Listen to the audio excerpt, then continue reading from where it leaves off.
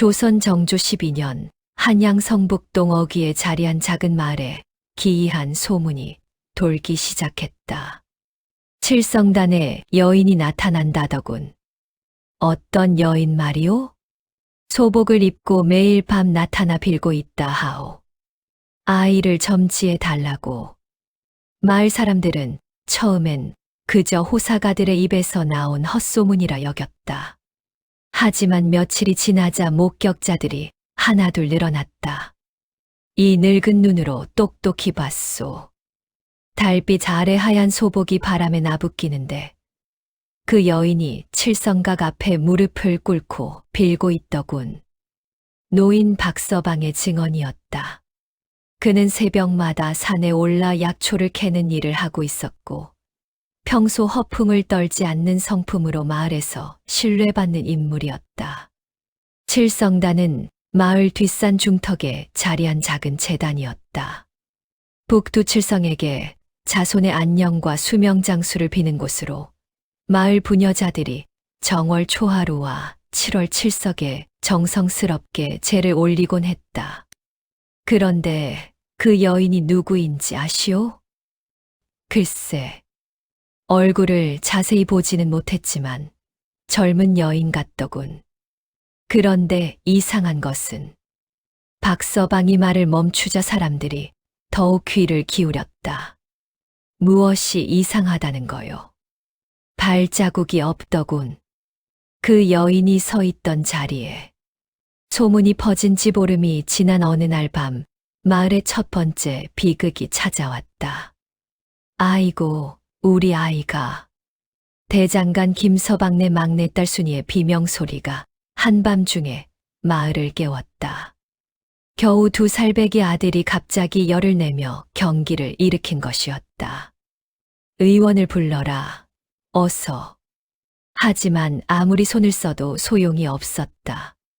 아이는 새벽녘에 차갑게 식어버렸다. 건강하던 아이가 하룻밤 사이에 목숨을 잃은 것이었다. 무슨 역병이라도 도는 것이 아니겠소? 아니요, 다른 집 아이들은 멀쩡하지 않소. 마을 사람들이 모여 수군거렸지만 뚜렷한 원인을 찾을 수는 없었다. 그저 안타까워할 뿐이었다. 그런데 이상한 일이 또 하나 있었다. 김서방네 집 마당에서 발견된 것은 하얀 동백꽃 한 송이였다. 한겨울인데도 싱그럽게 피어있는 계절에 맞지 않는 꽃이었다. 이상하군. 동백꽃이 왜 여기에? 칠성단 근처에도 동백나무 한 그루 있지 않소. 사람들의 시선이 뒷산 쪽으로 향했다. 첫 번째 죽음 이후로 보름마다 마을에서는 아이 하나씩이 목숨을 잃었다. 모두 다 6살 이하의 어린아이들이었고 죽음의 양상도 비슷했다. 갑작스런 고열과 경기, 그리고 새벽녘의 죽음, 그리고 매번 죽은 아이의 집 마당에서는 하얀 동백꽃이 발견되었다. 이건 분명 귀신의 짓이요. 칠성단에 그 여인과 관계가 있을 거요. 마을 사람들의 불안은 극에 달했다. 아이가 있는 집에서는 밤마다 문을 굳게 닫고 부적을 붙이기 시작했다. 이때 마을 노인 중 한 명인 이용이 입을 열었다. 내가 기억하기로는 10여 년 전에도 비슷한 일이 있었소. 10여 년 전이라고요? 그때는 지금처럼 아이들이 죽지는 않았지만 칠성단에 이상한 여인이 나타난다는 소문이 있었지. 그 여인은 이용이 잠시 말을 멈추고 깊게 한숨을 내쉬었다. 월화라는 이름의 여인이었소. 아이를 간절히 원했지만 끝내 얻지 못하고 죽었다고 했소. 월화는 15년 전 이 마을로 시집온 여인이었다. 서울 양반가의 둘째 딸로 태어나 어려서부터 글을 읽고 쓸 줄 아는 똑똑한 여인이었지만 집안이 몰락하면서 이 산골 마을의 선비 정문수에게 시집오게 되었다. 월화는 정말 아름다운 여인이었소.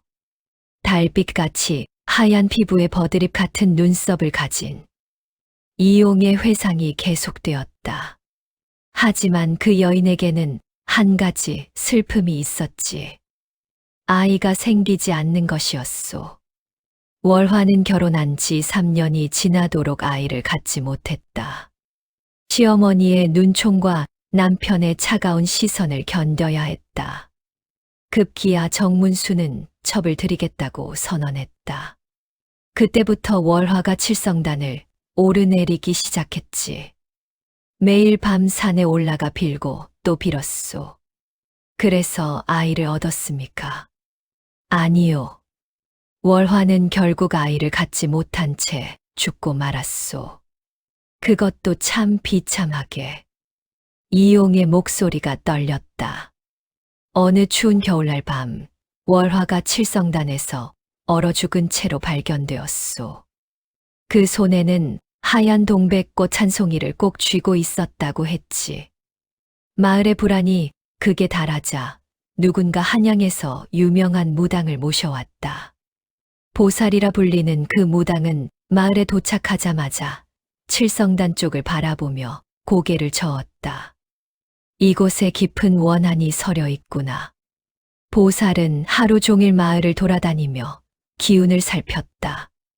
그리고 저녁 무렵 마을 사람들을 불러 모았다. 월화라는 여인의 혼이 이곳을 떠나지 못하고 있다. 아이에 대한 집착이 너무도 깊어서 죽어서도 그 한을 풀지 못하고 있는 것이다. 그럼 어떻게 해야 합니까? 그 여인은 자신이 얻지 못한 것을 다른 사람도 갖지 못하게 하려 한다. 산 자들의 아이를 하나씩 데려가면서 자신의 아이로 만들려는 것이지. 사람들은 공포에 떨었다. 막을 방법은 없습니까? 있다. 하지만 쉽지 않을 것이다. 보살의 표정이 심각해졌다. 월화의 원한을 풀어주어야 한다. 그 여인이 진정으로 원했던 것을 주어야 해. 무엇을 말입니까? 아이다. 월화에게 진짜 아이를 주어야 한다.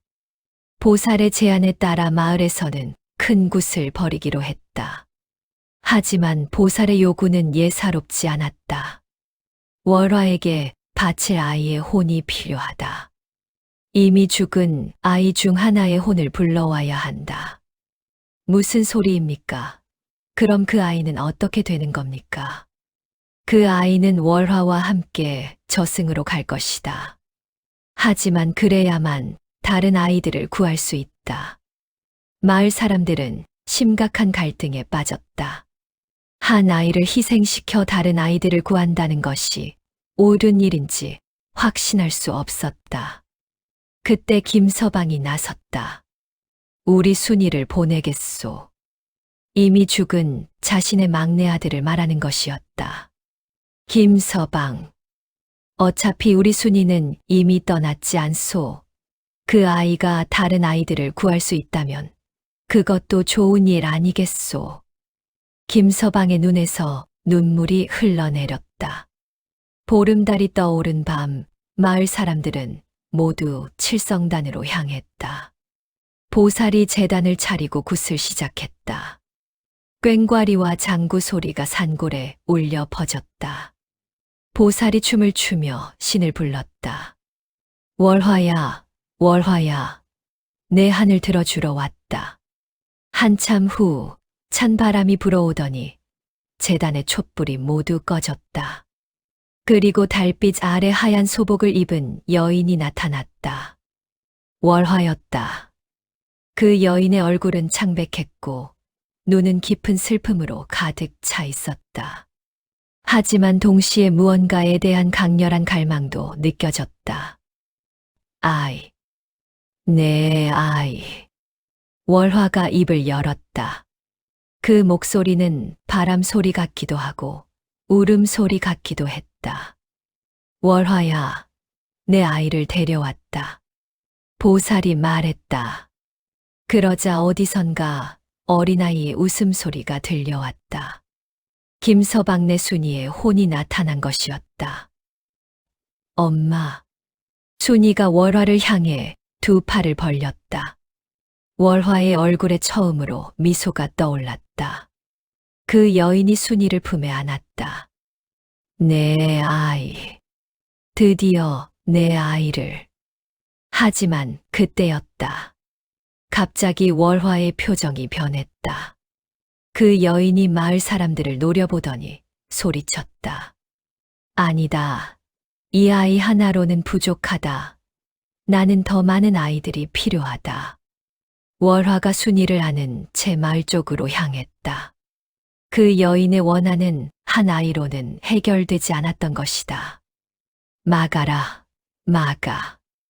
마을 사람들이 소리쳤지만 귀신을 막을 방법은 없어 보였다. 그때 한 사람이 나섰다. 바로 월화의 남편이었던 정문수였다. 그는 10여 년 전 월화가 죽은 후 다른 마을로 이사를 갔다가 이 소식을 듣고 달려온 것이었다. 월화야. 정문수의 목소리에 월화가 멈췄다. 당신. 정문수. 미안하다, 월화야. 내가 잘못했다. 너에게 너무 모질게 했다. 정문수가 무릎을 꿇고 사죄했다. 너는 아무 잘못이 없었다.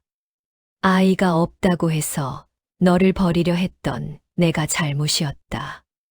월화의 눈에서 눈물이 흘러내렸다. 이제는 그만 떠나자. 우리가 갖지 못한 아이 때문에 다른 사람들까지 고통받게 할 필요는 없지 않겠느냐? 정문수가 월화에게 손을 내밀었다. 함께 가자. 저승에서라도 함께 살자. 월화가 한참 동안 정문수를 바라보았다. 그리고 천천히 고개를 끄덕였다. 그래. 이제 그만하자. 월화가 순이를 땅에 내려놓았다.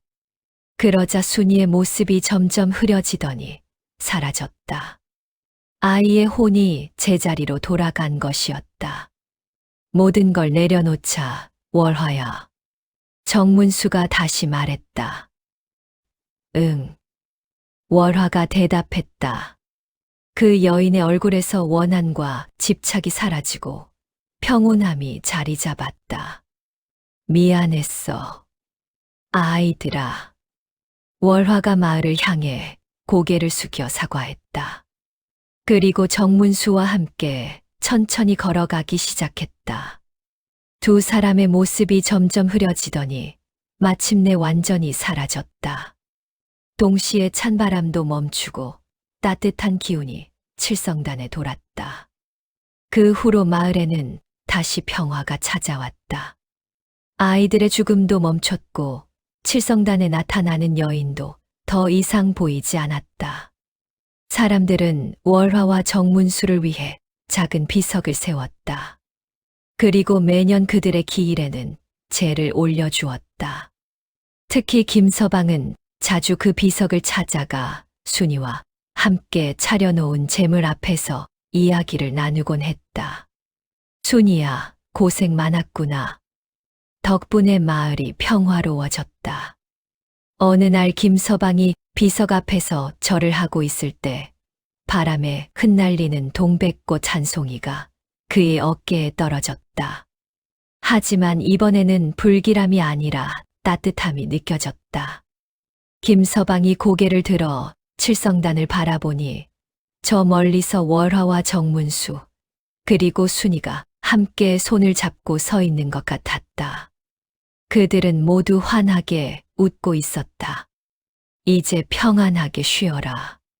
김서방이 중얼거리자 봄바람이 부드럽게 그의 뺨을 스쳐 지나갔다. 마을의 칠성단에는 다시 평범한 일상이 돌아왔다. 정월 초하루와 7월 칠석의 부녀자들이 올라와 가족의 안녕을 빌었고 아이들은 건강하게 자라났다. 다만 사람들은 깨달았다. 죽은 자의 한이 얼마나 깊고 무서운 것인지, 그리고 그 한을 풀어주는 것은 결국 산 자들의 이해와 용서라는 것을.